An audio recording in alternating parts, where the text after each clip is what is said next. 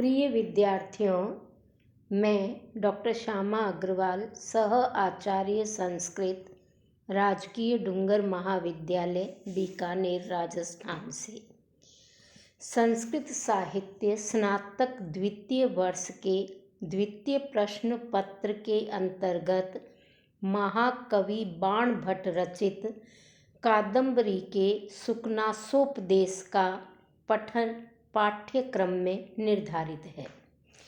आज हम सुकनासोपदेश का प्रारंभ कर रहे हैं। एवं मतिक्रामत्सु केषुचित् दिवसेषु राजा चन्द्रापीडस्य यौवराज्य अभिषेकं चिकीर्षुः। राजा तारापीड का इकलौता पुत्र था राजकुमार चंद्रापीड। एक बार राजा तारापीड ने चंद्रापीड का राज्याभिषेक करना चाहा। वहीं से कथा प्रारंभ हो रही है। एवं इस प्रकार केषुचित् दिवसेषु कुछ दिन अतिक्रामत्सु बीत जाने पर राजा तारापीड ने चंद्रापीड का यौवराज्य अभिषेकम युवराज के पद पर अभिषेक करना चिकीर्षुः चाहा।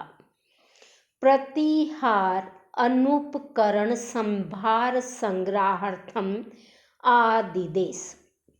उन्होंने उपकरण सामग्री के योग्य जितने भी योग्य पदार्थ थे उनका संग्रह करने का आदेश दे दिया। प्रतिहारान द्वारपालों को, सेवकों को।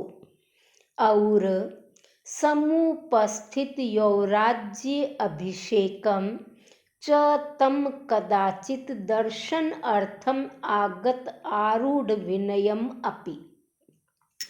और कदाचित कभी दर्शन अर्थम दर्शन करने के लिए आगतम आए हुए युवराज पद पर अभिषेक का समय उपस्थित किए जाने वाले जो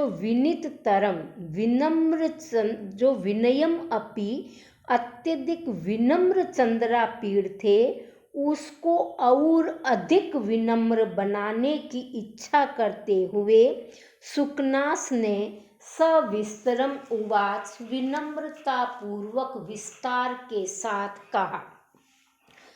भावार्थ यह है कि राजा तारापीड का पुत्र चंद्रापीड गुरुकुल से अध्ययन करके पुनः राजमहल लौट आया है। एक बार राजा तारापीड ने अपने पुत्र चंद्रापीड का युवराज के पद पर अभिषेक करना चाहा, क्योंकि वह अपनी शिक्षा दीक्षा संपन्न करके राजमहल आ चुके हैं, तो अब उन्हें युवराज पद पर बिठा देना चाहिए। यह सोचकर राजा तारापीड ने अपने द्वारपालों को, अपने सेवकों को, अपने नौकरों को आदेश दिया कि राज्य अभिषेक या युवराज पद के अभिषेक के लिए जो जो सामग्री चाहिए वह सामग्री एकत्रित की जाए। सारे द्वारपाल, सारे सेवक, सारे वर्कर्स जो हैं वो राज्यपाल के युवराज पद के अभिषेक की सामग्री को एकत्रित करने में जुट गए हैं। इस समय राजा तारापीड के आदेश का पालन हो रहा है। राजकुमार चंद्रापीड, जो कि पहले से ही अधिक विनम्र है, वो और अधिक विनम्र बनने की इच्छा करते हुए सुकनास के पास पहुँचे। उनका दर्शन करने के लिए, क्योंकि युवराज पद पर अभिषेक का समय समीप आ रहा था। भावार्थ यह है कि युवराज पद के अभिषेक का समय निकट आने पर एक दिन राजकुमार चंद्रापीड़ अपने वयोवृद्ध महामंत्री सुकनास का दर्शन करने के लिए उनके पास आए और सुकनास ने भी उनको और अधिक विनम्र बनाने की इच्छा से उपदेश देना प्रारंभ किया, बड़े विस्तार के साथ बोलना प्रारंभ किया। सुकनास उपदेश दे रहे हैं, चंद्रापीड़ को संबोधन कर रहे हैं, तात चंद्रापीड़। हे तात, हे राजकुमार, हे पुत्र चंद्रापीड़, विदित वेदितव्यस्य अधीत सर्वशास्त्रस्य। ते तुमने वेदितव्यस्य, जो भी जानने योग्य विषय है, उनको विदित जान लिया है। सर्वशास्त्रस्य, सभी शास्त्रों का अधीत अध्ययन कर लिया है। ऐसे ते तुम्हें अल्पम अपि, थोड़ा सा भी उपदेष्टव्यम, उपदेश देने योग्य विषय न अस्ति, नहीं है, शेष नहीं है। केवलम च, केवल या मात्र, निसर्गत एव, स्वभाव से ही, अभानुभेद्यम, जिसे सूर्य के द्वारा भी भेदा नहीं जा सकता, अरत्न आलोक छेद्य, रत्नों के आलोक प्रकाश से भी अछेद्य, जिसे समाप्त नहीं किया जा सकता, अप्रदीप प्रभा अपनेयम, प्रदीप दीपक की प्रभा, ज्वाला या ज्योति या कांति से भी, जिसे अअपनेयम, नहीं हटाया जा सकता, ऐसा अति गहनम, अत्यधिक गहरा होता है, यौवन प्रभवम तमो, युवावस्था से उत्पन्न होने वाला अंधकार।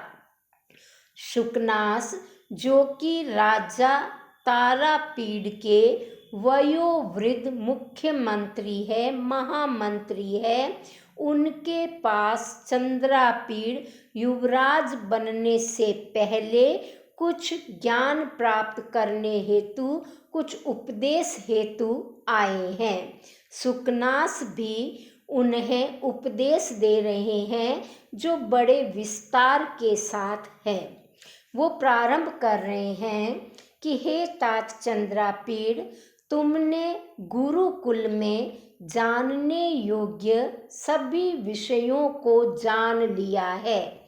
समस्त शास्त्रों का तुम अध्ययन करके आए हो, तुम पढ़े लिखे हो, समझदार हो, सब कुछ जानते हो, समझते हो, इसलिए तुम्हें थोड़ा सा भी उपदेश देना बाकी नहीं बचा, शेष नहीं रहा।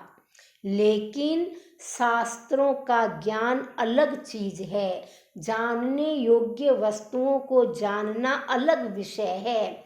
तुम अभी युवावस्था में प्रवेश कर चुके हो, तुम यौवनाभिभूत हो, और ऐसे समय में तुम्हें युवावस्था में उत्पन्न होने वाले अज्ञान रूपी अंधकार के बारे में अवगत कराना मेरा कर्तव्य है।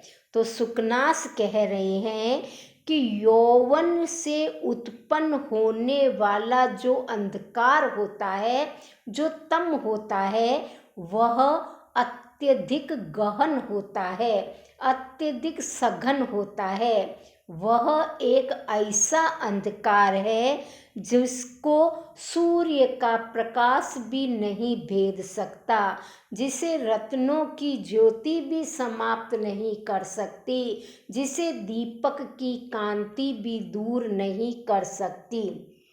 सामान्य अंधकार को सूर्य के प्रकाश से दूर किया जा सकता है, रत्नों की चमक से दूर किया जा सकता है, अथवा दीपक या बिजली से दूर किया जा सकता है, परंतु यौवनावस्था में उत्पन्न होने वाला गहन अंधकार इन तीनों से ही उच्छेद्य नहीं किया जा सकता, उसे मिटाया नहीं जा सकता। उसे मिटाने के लिए तो मनुष्य में स्वयं उत्पन्न होने वाली बुद्धि ही कार्य करती है। यौवनावस्था के बाद दूसरी वस्तु है लक्ष्मी का मद। अपरिणाम उपशमो दारुणो लक्ष्मी मदः। परिणाम वृद्धावस्था में भी उपशमो शांत न होने वाला दारुणो दुष्कर भयंकर है लक्ष्मी मदः, लक्ष्मी का मद, धन संपत्ति का नशा, वैभव या ऐश्वर्य का नशा। ये एक ऐसा नशा है जो कि परिपक्व अवस्था में भी शांत नहीं होता, जो कि वृद्धावस्था में भी समाप्त नहीं होता। ऐसा एक नशा होता है लक्ष्मी का नशा, जो कि बड़ा भयंकर होता है। कष्टम अनंजनवर्ती साध्यम अपरम ऐश्वर्य तिमिर अंधत्वम। ऐश्वर्य रूपी तिमिर अंधत्वम, जो भयंकर तिमिर का अंधकार रोग है, वो अंजनवर्ती अंजन की बत्ती से भी, कष्टम बड़े कष्ट से भी, साध्यम परम वो दूर नहीं होता है, किसी भी प्रकार से वो मिटाया नहीं जा सकता है। अशिशिर जितने भी शीतल उपचार है, अशिशिर उपचार हार्यो अति तीव्रो दर्प दाह ज्वर उष्मा। जो दर्प घमंड रूपी दाह ज्वर, तेज ज्वर की, तेज बुखार की उष्मा गर्मी है, वो शिशिर उपचार शीतल उपचारों से भी अहार्यो दूर नहीं किया जा सकता है, क्योंकि वो अति तीव्र होता है। सततम मूल मंत्र गम्यो विषमो विषय आस्वाद मोह। विषय या भोग रूपी विष जहर के आस्वाद चखने से उत्पन्न जो मोह है, मूर्छा है, वो सततम निरंतर मूल औषधियों या मंत्रों के प्रयोग से भी अगम्य दूर नहीं किया जा सकता है। नित्यम स्नान शौच बाध्यो राग मल अवलेपः। राग आसक्ति रूपी मल का अवलेपः लेपन, नित्य प्रतिदिन स्नान करने से भी, शौच पवित्रता से भी बाधित न होने वाला होता है, दूर नहीं होने वाला होता है। सुकनास समझा रहे हैं चंद्रापीड़ को कि हे राजकुमार, सर्वप्रथम तो यौवन से उत्पन्न अंधकार बड़ा मुश्किल है, उसे हटाना बहुत दुष्कर कार्य है। दूसरा है लक्ष्मी का मद, जो कि इतना भयंकर होता है कि वो वृद्धावस्था में भी शांत नहीं होता है। ऐश्वर्य जो वैभव से उत्पन्न अंधेरा है, ऐश्वर्य रूपी तिमिर जो रोग होता है वो आँखों का रोग होता है, नेत्र रोग होता है। तो ऐश्वर्य रूपी नेत्र रोग से उत्पन्न जो अंधकार है, जो अंधापन है, उसे आप चाहे कितनी भी काजल लगा लो, कितनी भी अंजन की बत्तियां लगा लो, अंजन की शलाकाएं लगा लो, वो मिटने वाला नहीं है। इसी प्रकार जो घमंड की तेज ज्वार की बुखार की गर्मी चढ़ जाती है, वो चाहे कितनी ठंडी पट्टियां लगा लो, कितने कमल नाल के हार पहना दो, कितने शीतल उपचार कर दो, वह दर्प दाह ज्वर की उष्मा शांत नहीं होती है। इसी प्रकार सांसारिक विषयों को भोगने से जो मूर्छा उत्पन्न हो जाती है, जो नशा उत्पन्न हो जाता है, वो इतना भयंकर होता है कि निरंतर औषधियों से मंत्र फूंकने से भी वो समाप्त नहीं होता है। इसी प्रकार आसक्ति रूपी मल का जो लेपन होता है, वो नित्य स्नान करने से, नित्य पवित्रता रखने से भी वो समाप्त नहीं किया जा सकता है। इसी प्रकार हे राजकुमार, अजस्रम अक्षपा अवसान प्रबोधा घोराच राज्य सुख सन्निपात निद्रा।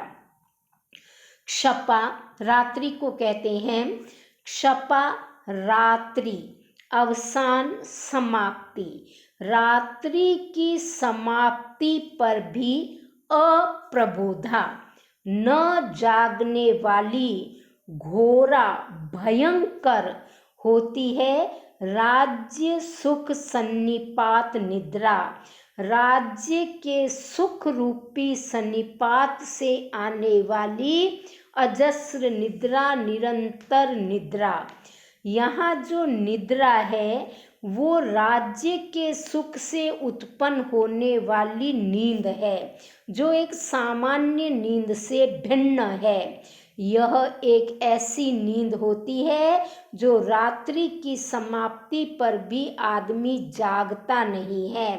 सामान्य निद्रावस्था रात्रि समाप्ति पर जागृत अवस्था में परिवर्तित हो जाती है, कन्वर्ट हो जाती है। परंतु जो राज्य सुख की नींद होती है वो रात बीत जाने पर भी समाप्त नहीं होती। राजा जागता नहीं है उससे, वो बड़ी भयंकर स्वभाव वाली होती है।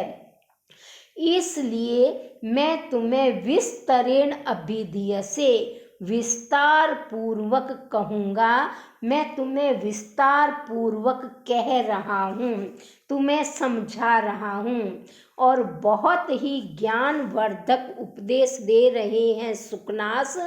सर्वप्रथम वो कहते हैं गर्भ ईश्वरत्वम, अभिनव यौवनत्वम, अप्रतिम रूपत्वम, अमानुष शक्तित्वम। 4 चीज कह रहे हैं। सर्वप्रथम तो गर्भ ईश्वरत्वम, इसको हम समझें जन्मजात प्रभुत्व। हमारी भाषा में समझें तो सोने की चम्मच मुंह में लेकर पैदा होना, यानी गर्भ से ही जिसे धन दौलत प्राप्त हो चुकी है, जो चांदी की चम्मच मुंह में लेकर के ही उत्पन्न हुआ है। तो तुम राजकुमार हो, तुम्हें कहीं कोई कमाने की, धन की, रोजी रोटी की, रोजगार की कोई चिंता नहीं है, क्योंकि तुम तो गर्भ से ही धन संपन्न ही उत्पन्न हुए हो। तो यह इसका मतलब है कि गर्भ ईश्वरत्वम, जन्म से ही ऐश्वर्यवान होना। दूसरी समस्या अभिनव यौवनत्वम, नवीन युवावस्था का होना।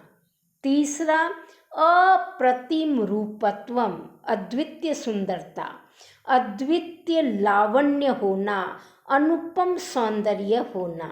और चतुर्थ है अमानुष शक्तित्वम, अमानवीय सामर्थ्य। यहाँ अमानवीय का अर्थ हम दैत्य नहीं लेंगे, इसका मतलब है शारीरिक बल संपन्न। राजकुमार है, खूब दंड बैठक की हुई है, गुरुकुल में खूब कसरत की है, तो उनमें अतिरिक्त बल सामर्थ्य है, भुजबल है उनमें। तो अमानुष शक्तित्वम का यहाँ अर्थ है शारीरिक सामर्थ्य से युक्त होना, अमानवीय शारीरिक सामर्थ्य से संपन्न होना। महती अयम खल्लु अनर्थ परंपरा, यह अनर्थों की परंपरा है, बहुत बड़े अनर्थों की परंपरा है। सर्व अविनयानाम एक एकम अपि एसाम आयतनम किमुत समवायः, ए नाम इनमें से एक एकम अपि, एक एक अकेला ही, सर्व अविनयानाम सब प्रकार की अविनम्रताओं का, आयतनम निवास स्थान है। तो किमुत कहना ही क्या, समवाय समूह का। और जब ये ग्रुप में, समूह में चारों एक साथ किसी में आ जाए तो उसका तो कहना ही क्या। इसे हम इस प्रकार समझें कि अगर किसी व्यक्ति में जन्मजात ऐश्वर्य है, जन्म से ही वो ऐश्वर्य संपन्न है, तो यह एक चीज ही उसके लिए काफ़ी है कि वो अविनम्र बन जाए। अगर यह नहीं है और वो केवल युवक है, नवीन यौवन संपन्न है, तो नवीन युवावस्था ही उदंडता करने के लिए एकमात्र कारण पर्याप्त है। अगर वो भी नहीं है लेकिन बहुत अधिक सौंदर्य है, तो अत्यधिक सौंदर्य भी अपने आप में एक पर्याप्त कारण है अविनम्रता का। वो भी नहीं है तो अत्यधिक शारीरिक बल है, बहुत अधिक ताकत है बॉडी में, तो वो अत्यधिक शारीरिक बल भी विनाश करने के लिए, अविनम्रता करने के लिए, उद्दंडता करने के लिए, उच्छृंखलता करने के लिए पर्याप्त कारण है। और अगर किसी व्यक्ति में ये चारों एक ही समय में एक साथ विद्यमान हो, ग्रुप में हो, तो फिर उसका तो कहना ही क्या। उदाहरण के लिए चंद्रापीड़ को देख लो।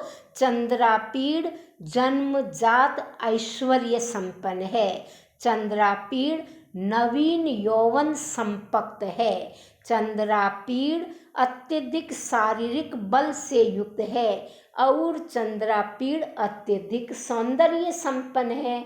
तो वो तो चारों ही गुणों से संपन्न है, तो फिर तो अविनम्रता का कहना ही क्या। अगर उसे अविनम्रता से बचना है, उद्दंडता से बचना है, अराजकता से बचना है, तो उन्हें सुकनास का उपदेश अवश्य सुनना चाहिए ताकि वो एक अच्छे राजा बन सके।